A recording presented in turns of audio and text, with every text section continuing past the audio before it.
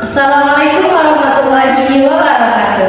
Halo Sobat Aksa, kembali lagi di podcast Maksa Masyarakat Akuntansi Syariah episode 2. Nah, kali ini kita kedatangan seorang bintang tamu yang juga luar biasa sama dengan episode sebelumnya, yaitu Mbak Aminullah Ramadan yang merupakan Ketua Umum dari HFPS Akuntansi Syariah periode 2024. Mungkin sebelum kita ngobrol lebih jauh, bolehlah kita perkenalan singkat dulu ya Bang.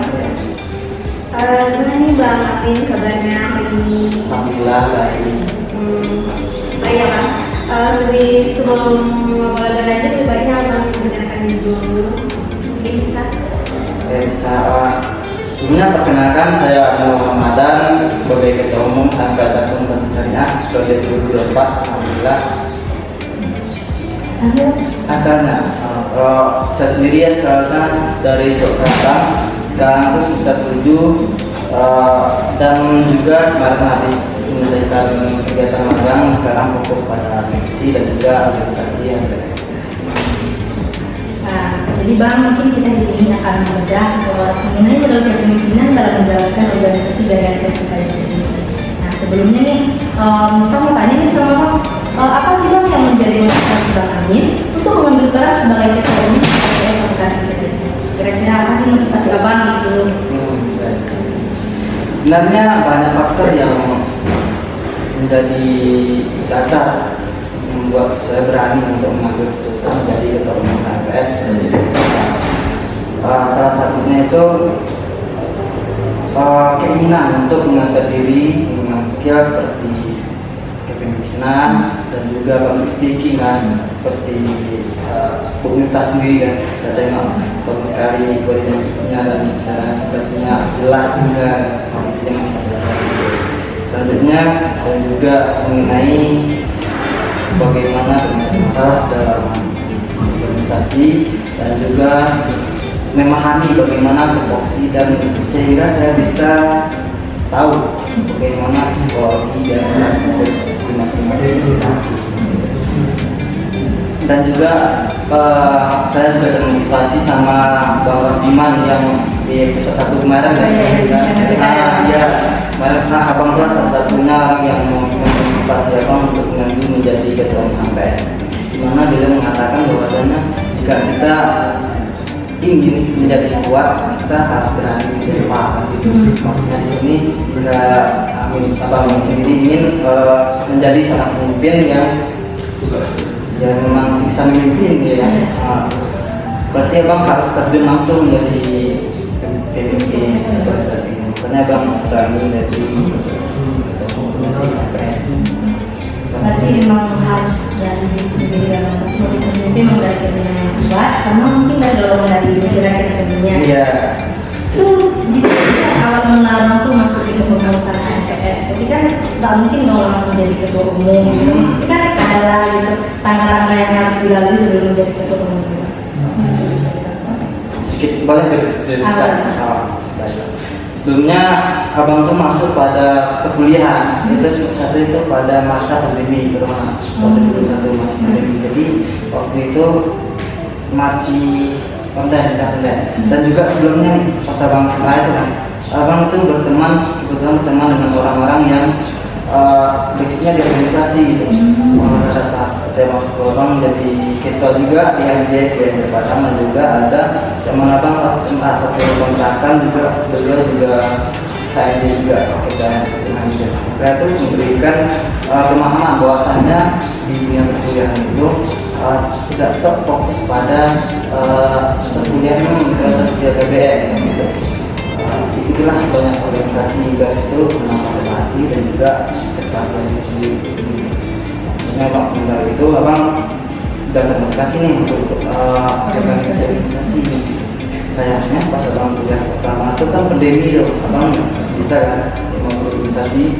Satu, kedua itu waktu itu hybrid kalau salah namanya, yaitu kuliah seminggu lagi online gitu. Tetap muka seminggu online. Hybrid ya dari itu juga nggak bisa mau ikut organisasi karena masih akhir-akhir pandemi waktu itu.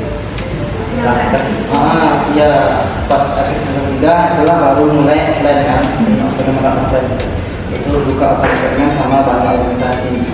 Kita mau ikut organisasi yang awal itu UKM olahraga.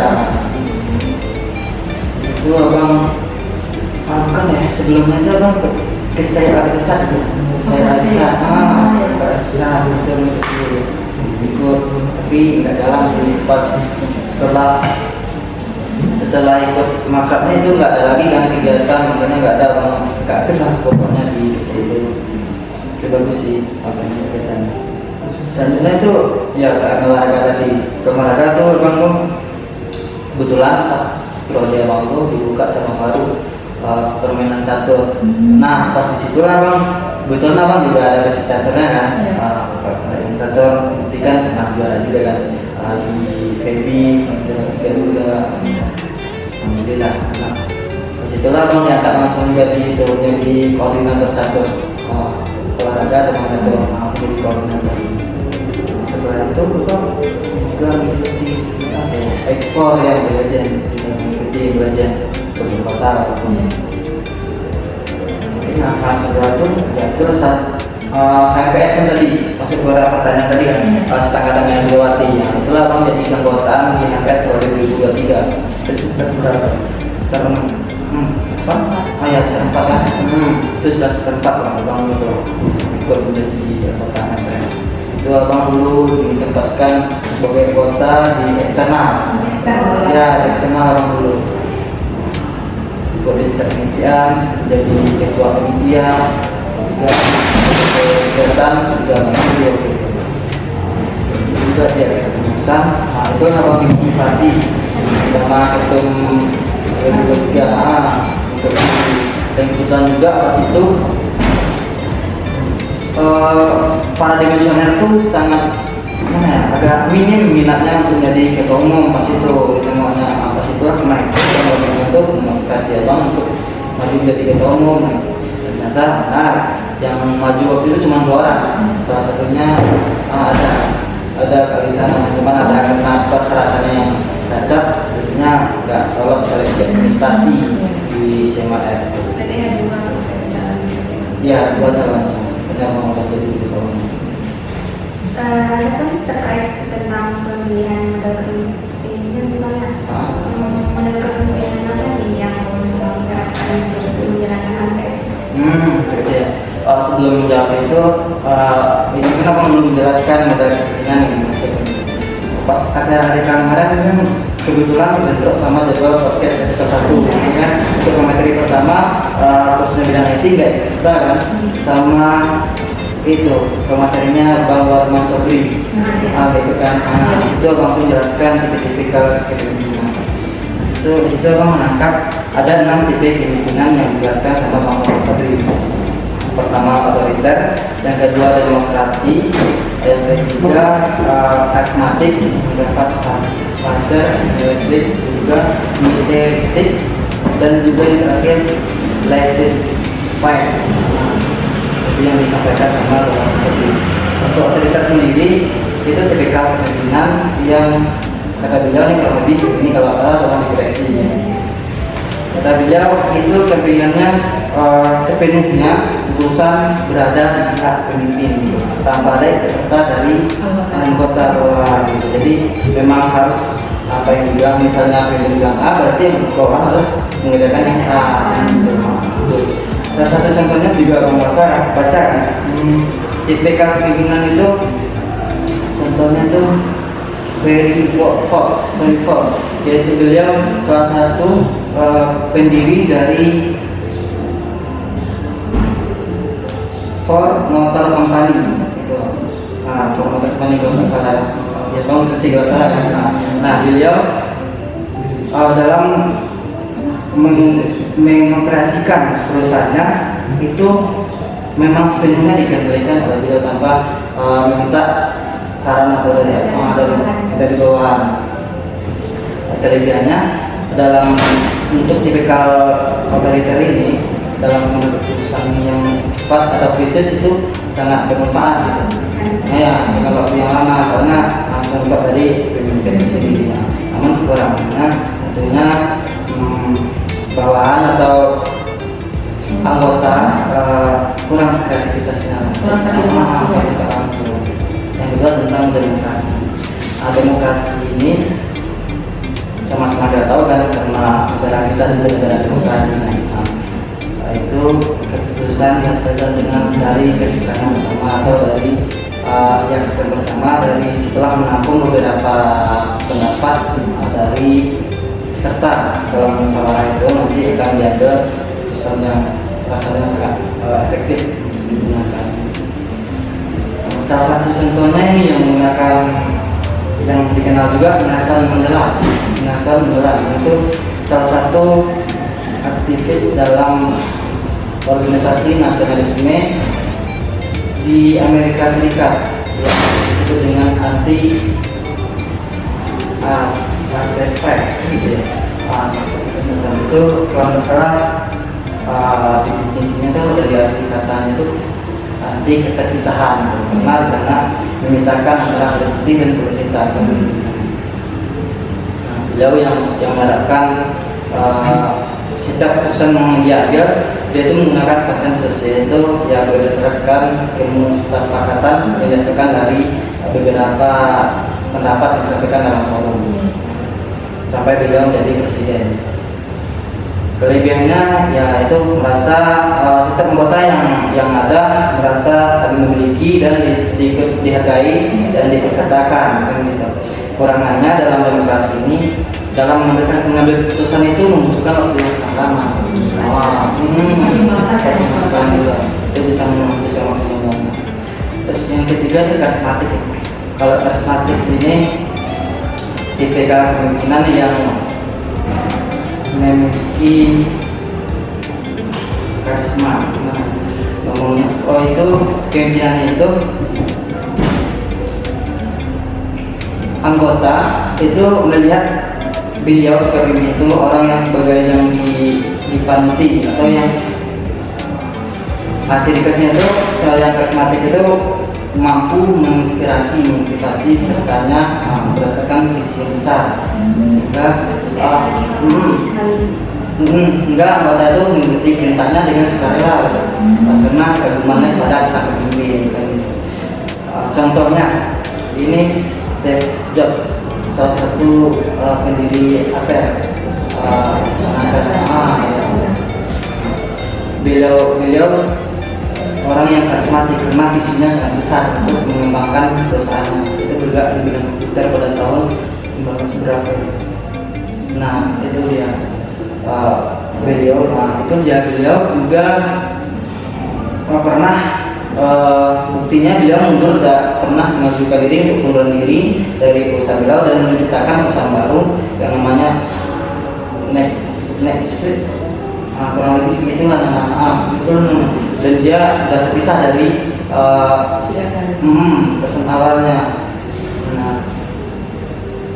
Dan akibatnya saham dari perusahaan awalnya menurun karena beliau seorang yang dikenal dengan karismatik, karena bawahannya apabila beliau tidak ada akan sulit bawahannya untuk bekerja. Bagaimana paternalistik ya. Itu kepemimpinan yang beliau di dalam pemimpinnya dia sebagai seorang ayah sangat memperhatikan kesejahteraan anggota atau bawahannya. Namun beliau mengharapkan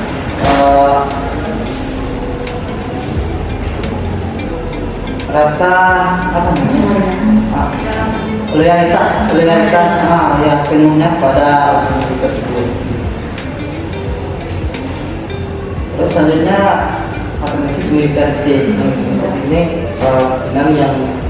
kepemimpinan yang menitikberatkan pada kedisiplinan yang ketat. Dan juga hierarki yang jelas untuk maksudnya bekerja sesuai dengan jabatan. Ya. Selanjutnya itu yang terakhir tadi laissez-faire ya. Kalau yang kata Bang Putih kemarin itu yang bola amat. Sebenarnya itu juga sih, mana Bang mendefinisinya agak berbeda. Kalau Bang mendefinisikannya itu laissez-faire itu pemimpinan yang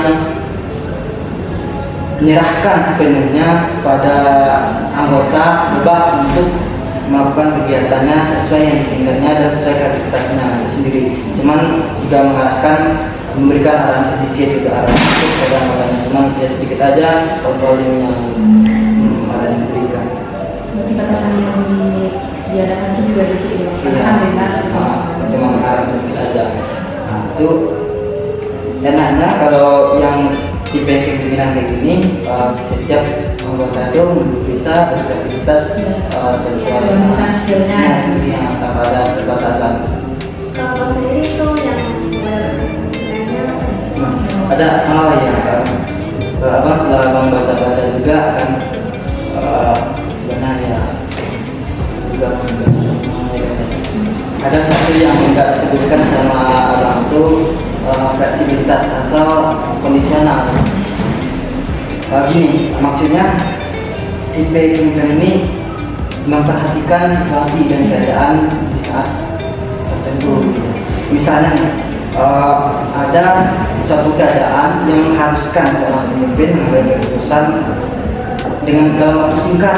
Tentu orang nggak mungkin, misalnya dalam sehari harus ada keputusan, sedangkan anggota kayak sendiri ya, ada yang kuliah, ada yang kerja, ada di mana-mana. Kalau sedangkan aturannya rapat itu sudah ada pemberitahuan 3 hari lah ya sebelum rapat diadakan gitu. Berarti bang harus mengambil keputusan dengan cepat dong, soalnya sehari sudah ada keputusan.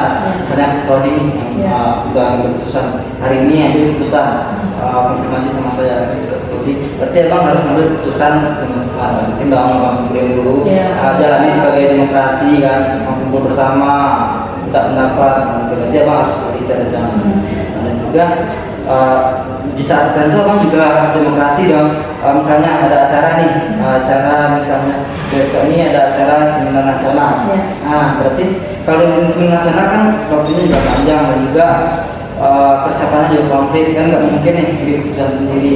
Itu di sini juga bang menggunakan kepemimpinan laissez-faire juga sama demokrasi juga. Demokrasinya ikut serta dalam merapat kepanitiaan mungkin, dan laissez-faire-nya ya bang dirahkan sama SCOC yang telah dibentuk kan, ya yang kan bersiapkanlah saya dengan maksimal mungkin. Juga kadang abang juga apa kan juga mungkin cuma itu sih. Berarti abang kayak fleksibel, otoriter juga ada, demokrasi juga ada, laissez-faire juga ada. Berarti 3 itu. Tapi yang paling menonjol sekali mungkin demokrasi sama laissez-faire ya. Nanti karena ya kalau ada kegiatan abang menyerahkan sebenarnya sama SCOC, dan paling cuma ada sedikit arahan. Mungkin jika persiapan ada yang kurang maksimal, arahan sedikit. Jadi fleksibel.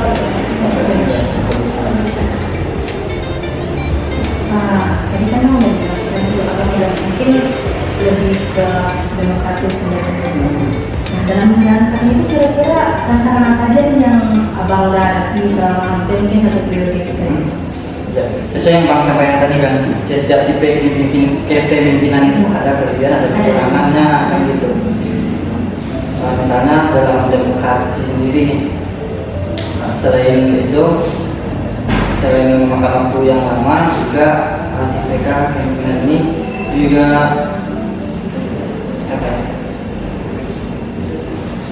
juga sering terjadi perbedaan pendapat di dalamnya.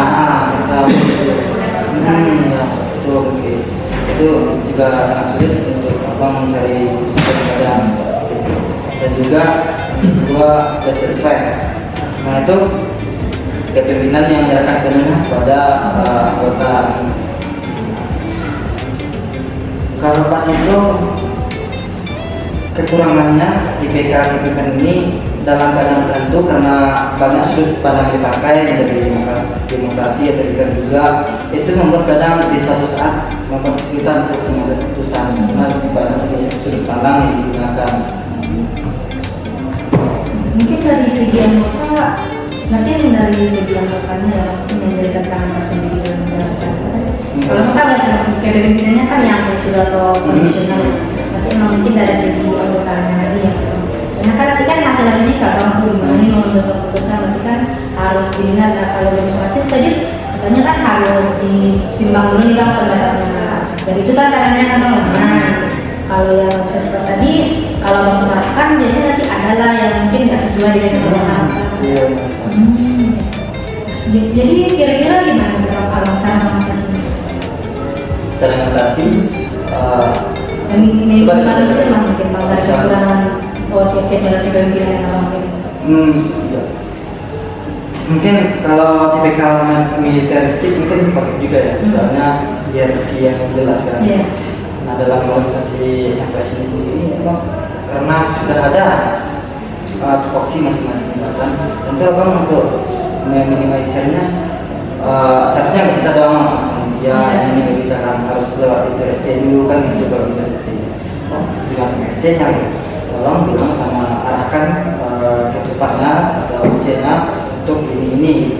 Nah ketupatnya nanti kemarin terbidangnya ada di kementerian itu cara bang untuk meminimalisir rumah dalam kegiatan tentu khususnya di termasuk sekitar kampus lah, belum ada abang menengah yang kegiatan itu yang memang sempurna gitu. Ya tetap ada kekurangannya pernah dikit.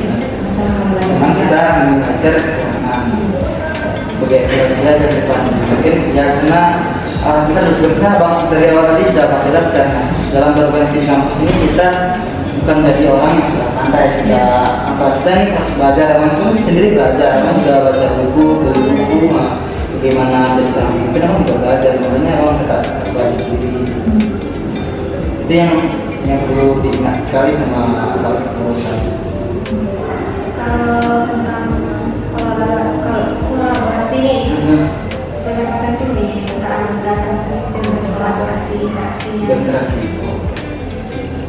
Sebenarnya ya, pada awalnya kepengurusan atau tidak mau lah terlalu kaku atau punya akal gitu, kayak teman-teman aja dengan santai gitu. Cuman setelah menjalani beberapa taksi dari seperti itu kan bisa, soalnya memang ada batasan gitu antara pemimpin sama ada batasan. Jadi apabila itu dilakukan terus nanti bisa semena artinya tidak menghargai atau meruah pemimpinnya itu tidak dihargai lagi gitu. Mungkin itu udah sampai akhirnya agak formal dikit gitu, agak kaku dikit sesuai proporsi. Dan juga setelah beberapa hari berlalu, cuman memang ada orang-orang tertentu yang tidak bisa kita ubah tuh karena bawaan seseorang tuh memang tidak bisa kita ubah. Iya, itu memang dari kecil terbentuknya udah kuat sekali gitu. Cuman kita cuma ngasih arahan, mungkin yang benar tuh gini gitu. Mau nggak mau tuh kan itu di luar kendali kita kan memberikan apa yang bisa kita kendalikan aja. Ya bangnya sebagai itu ya apa yang bisa abang kendalikan apa yang kendalikan. Nggak bisa diubah karakter seorang pun di luar kemampuan abang tidak abang bisa. Iya, kecuali kesadaran sendiri baru boleh sisa. Kira-kira untuk strategi yang abang pakai ini untuk memilih anggota tadi kan pribadinya beda-beda juga. Nah, gimana sih biasanya abang tuh juga ada strategi yang abang pakai untuk mungkin bisa mendorong lah anggota ini yang beda-beda wataknya gitu menjadi satu yang diharapkan gitu dalam organisasi kita. Itulah tadi yang mungkin kalau untuk menjawab pertanyaan ini kita kembali lagi ke definisi organisasi. Organisasi itu adalah satu kekumpulan dari orang-orang tidak orang yang memiliki diri sama gitu. Jadi ada visi dan misi kan gitu. Nanti apabila pemahaman ada sama, nanti kan orientasi kedepannya juga jelas gitu. Kalau MPS sendiri kan visi dari MPS sendiri itu menjadikan MPS sebagai organisasi yang dinamis, responsif dan bersinergis. Dinamis, bergerak cepat, responsif atas isu yang ada, sigap gitu dan bersinergis bekerja sama begitu antara anggota dan pemimpin masyarakat aksi dengan HMPS dan juga dengan HMPS yang FEBI atau HMPS eksternal dari UIN yang lain dari tersangka dan juga UIN untuk menciptakan mahasiswa bermahasiswa pada intelektual, religius dan profesional. Itu visi dari HMPS Syariah periode 2024. Untuk mencapai visi ini tentunya kita melakukan misi. Misi yang ada ini untuk HMPS Syariah periode 2024 ini ada 5. Yang pertama itu menjadikan sebagai wadah untuk masyarakat berdasar syariah dalam menampung dan menyalurkan aspirasi, minat dan bakat dari masyarakat aksi syariah sendiri. Kedua, melibatkan dan sertakan masyarakat berdasar syariah dalam setiap kegiatan yang diadakan oleh HMPS atau Majelis Syariah. Yang ketiga, itu bersinergis itu menjalin hubungan baik di internal yang disebutkan tadi antara anggota HMPS, masih dengan HMPS, mungkin juga bisa kalau di internal UIN mungkin antara HMPS di UIN itu sendiri dan juga internalnya dengan HMPS 2 itu juga ada kita sama HMPS UNIB juga bersama juga ada sama BI Perusahaan Indonesia kita juga bersama itu dari sana. Yang keempatnya itu mengaktifkan peran media sosial untuk sebagai media informasi baik untuk informasi dan presentasi baik untuk HMPS sendiri maupun untuk kayaknya. Yang kelima itu memaksimalkan setiap proker yang diadakan di HMPS supaya tercapainya organisasi HMPS yang dinamis, responsif dan bersinergis. Untuk mencapai misi ini juga akan sudah dibagi beberapa proker setiap bidangnya proker. Itulah berarti setiap proker yang ada ini dasarnya itu pada misi itu. Misinya untuk mencapai visi. Itu seharusnya setiap anggota kepengurusan harus telah memahami ini visi ini seharusnya. Barulah bisa kita bersamaan pemahaman pandangan gitu. Jadi mungkin kalau ada masalah konflik tetap berpegang teguh pada tujuan dari organisasi dan Indonesia. Mungkin bisa dilakukan dari memang kita tuh harus berpatokan pada visi dan misi dulu. Iya. Jika tadi mungkin kata Bang kan diberikan pemahaman kepada anggotanya, kesadarannya mungkin dari tugas masing-masing. Kalau misalnya nih Bang, ada nih situasi memang kan ini sudah menjelaskan tadi. Kita kan tidak tahu situasi apa saja yang mungkin bisa kita hadapi dalam kepengurusan ini. Semisal memang ada satu situasi kritis begitu lah Bang. Mungkin langkah terbaik yang bisa Abang ambil kita berandai-andai. Kemarin juga pas Bang Korman Sobri SE juga menjelaskan kemarin soal masalah problem itu Kak Ali ya, bukan Bang Sobri Kak Ali. Beliau juga mengatakan menyampaikan langkah-langkah untuk menyelesaikan sebuah masalah secara etisnya gitu, harusnya ini terstruktur. Pertama itu identifikasi masalah gitu, tengok masalahnya apa, apakah perbedaan pendapat atau kepentingan pribadi atau akar dari permasalahan itu apa. Yang kedua itu mencari solusi untuk permasalahan. Kalau permasalahan perbedaan pendapat itu harus harmonisasi pendapat ya. Kalau di akuntansi harmonisasi standar gitu, harmonisasi pendapat antara yang berbeda pendapat itu mungkin diadakan mediasi atau fasilitasi komunikasi antara yang berbeda pendapat. Nah, terus yang ketiga, kalau permasalahannya dalam perbedaan pendapat di musyawarah itu mungkin dicarikan solusi bersama, mungkin kasih pendapat dari seluruh peserta musyawarah. Tadi kan kita udah membahas nih apa itu tentang kepemimpinan, situasinya, dan sekarang tuh apa nih tentang krisis atau menghadapi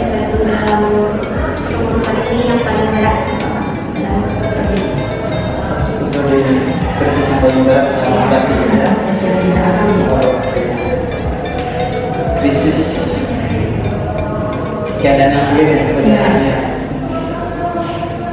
Kalau selama satu periode ini, walaupun belum satu periode ya, bentar lagi sebulannya kurang lebih.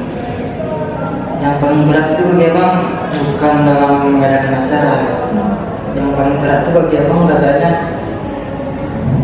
bagaimana cara mengayomi anggota kepengurusan itu yang paling berat bagi abang. Kalau acara itu udah ada sistemnya itu udah terbentuk, jadi orang yang di bidang tertentu tinggal berangkat udah senang gitu. Jadi itu sudah sistematik, dan juga jika itu dilakukan itu acara dapat diselesaikan.